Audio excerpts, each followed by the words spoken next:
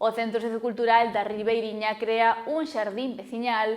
O proxecto iniciarase o 20 de abril e agárdase que se sume a veciñanza do lugar. A Ribeiriña xa conta co seu centro sociocultural rehabilitado. Sen embargo, os traballos de mellora non se deteñen, xa que a reforma integral do mesmo verase complementada coa rexeneración paisaxística da contorna do edificio.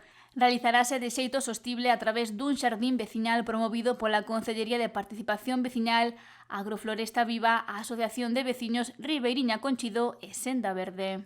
Esta é unha actividade que é totalmente novedosa e onde queremos poñer o foco precisamente na participación, non?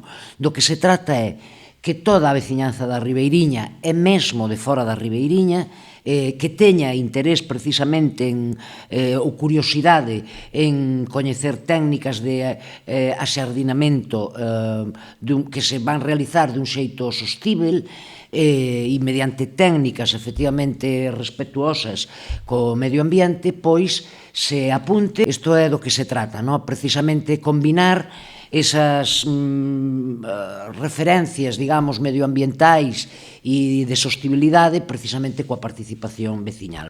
Para seguir dándolle vida aos centros socioculturais, xa que esta é unha das actividades que o Concello desenvolverá neste eido. Neste novo proxecto, o Executivo local inviste 8.000 euros.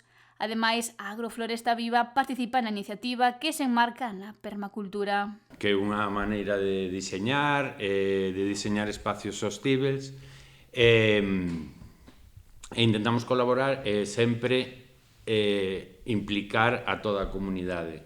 Entón, por eso, este é un proxecto moi importante porque se está como conseguindo pois implicar a todo ao Concello, a veciñanza, a empresa, a xente que está aquí. Proxecto que naceu con moita ilusión e gañas de implicar a veciñanza e que se retroalimentará das persoas participantes.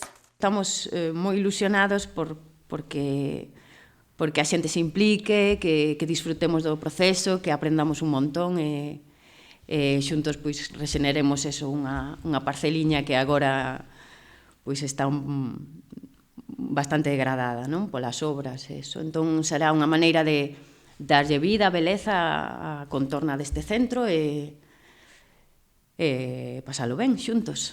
A fase de implantación desenvolverase nos días 20 de abril, 4 e 5 de maio. O horario das dúas primeiras xornadas é de 10 a 2 e de 4 a 7 da tarde, mentres que a derradeira será a partir das 10 da mañá. O concepto é que nós fixemos un esbozo dun diseño do espacio, pero o espacio vai a ser codiseñado tamén e co-creado ca participación dos veciños. Entón vou facer hincapé unha vez máis en que nos gustaría que viñera toda a xente que quixera.